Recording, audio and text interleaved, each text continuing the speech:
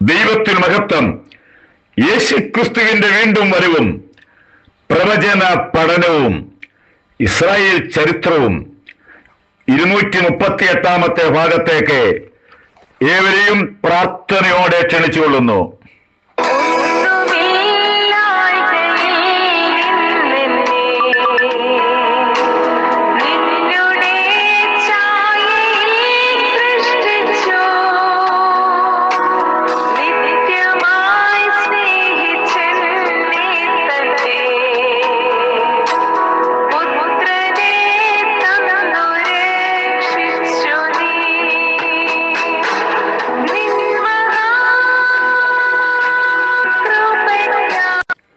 Habakkuk പ്രവാചകന്റെ 2 ഭാഗത്തേക്ക് ഏവരെയും ക്ഷണിച്ചുകൊള്ളുന്നു.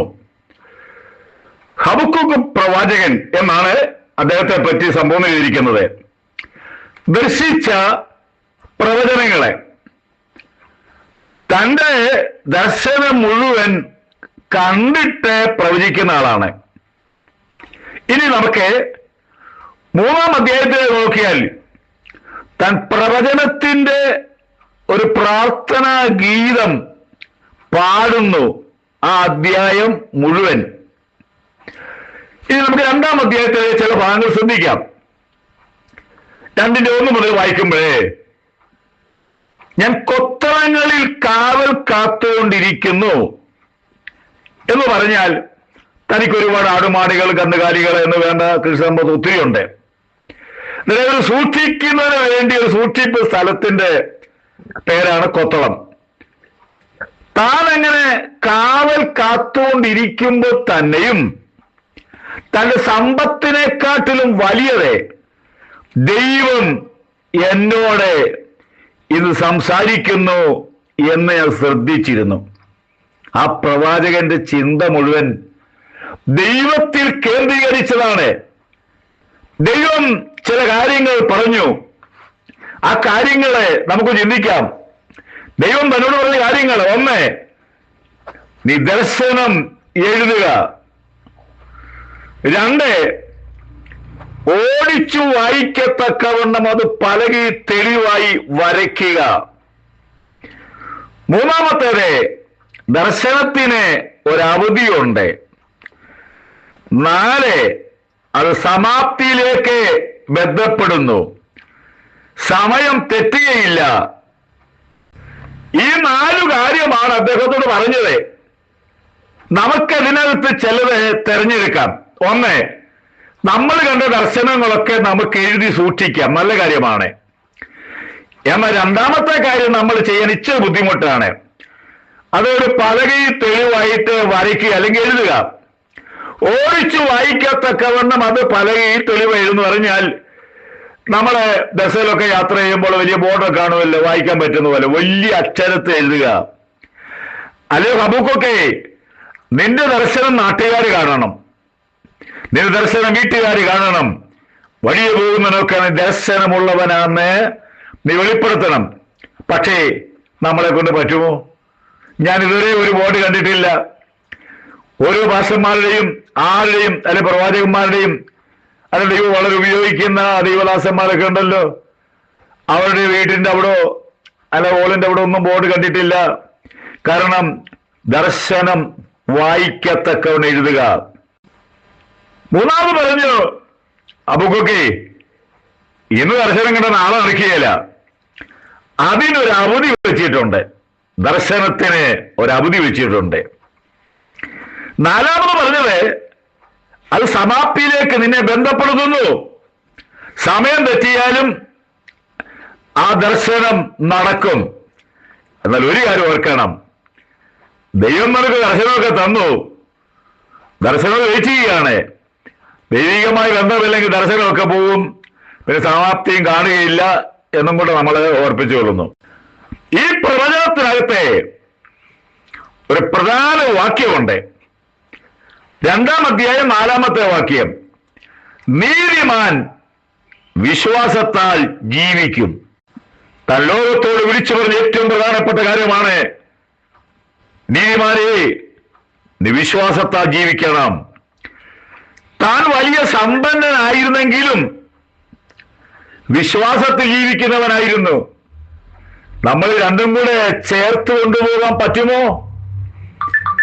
നമുക്കൊരുപാട് സമ്പത്തുകളുണ്ട്, എല്ലാം ഉണ്ട്.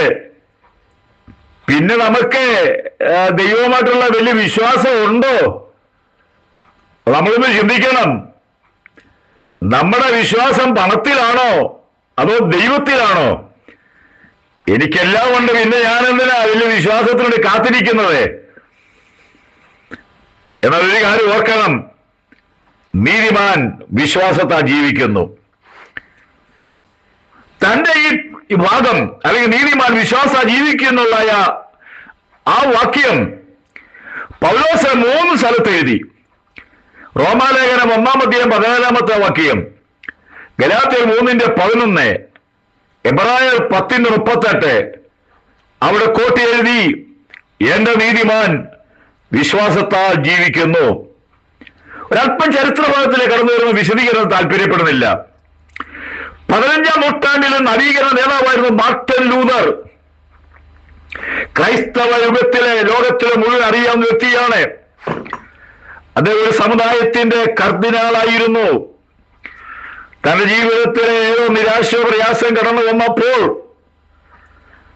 ഇന്ന കർമ്മമാർഗം ചെയ്തു കഴിഞ്ഞാൽ അതിൽ നിന്നും തനിക്ക് ഏതോ പ്രയാസത്തിൽ നിന്നും ഒരു രക്ഷ കിട്ടുമെന്ന് പറഞ്ഞു. ഞാനത് വീഴ്ച താല്പര്യപ്പെടുന്നില്ല, സമയത്തിന്റെ ഉറവിൽ തൊട്ട് ഞാൻ ആ കാര്യങ്ങളെ ചെറുതായിട്ട് പറഞ്ഞു പോവുകയാണ്. മാർട്ടിൻ ലൂതർ തന്റെ മുട്ടുകാലെ മടക്കി അദ്ദേഹത്തിന് നേതാവിരിക്കുന്ന സ്ഥലത്ത് അവിടെ കടന്നു ചെന്ന് അദ്ദേഹത്തെ കണ്ടു കഴിഞ്ഞാൽ തന്റെ എല്ലാ പ്രശ്നങ്ങൾക്കും പരിഹാരം ഉണ്ടാകുമെന്ന് ആരോ പറഞ്ഞു. പക്ഷെ നടന്നില്ല. പിന്നെയും ഒരു പ്രാവശ്യം കൂടെ പോയി, 2 മൂന്നാമത്തെ പ്രാവശ്യം പകുതിയായപ്പോൾ ഞാൻ ചെറുതായിട്ട് മാത്രമേ ഇരിക്കുന്നുള്ളൂ, ഒരു വലിയ ശബ്ദം കേൾക്കുന്നു, കർമ്മമാർഗത്തിലൂടെയല്ല, രക്ഷ വിശ്വാസ മാർഗത്തിലൂടെയാണ്.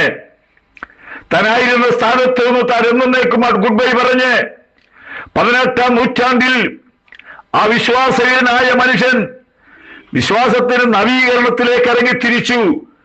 അങ്ങനെ ക്രൈസ്തവ സഭയ്ക്ക് ഒരു പുനരുദ്ധാനം നടത്താൻ തക്കവണ്ണം അദ്ദേഹത്തിന് കഴിഞ്ഞു. അത്രമാത്രം പറഞ്ഞ് ഞാൻ ആ ഭാഗം അവിടെ അവസാനിപ്പിക്കും. ഹബക്കൂക്ക് വലിയ സമ്പന്നനായിരുന്നു. എന്നാൽ ഒരു ദിവസം തന്റെ ജീവിതത്തിലെ വലിയ നഷ്ടം വന്നു. തനിക്ക് ഫലവൃക്ഷാദികൾ ഉണ്ടായിരുന്നു.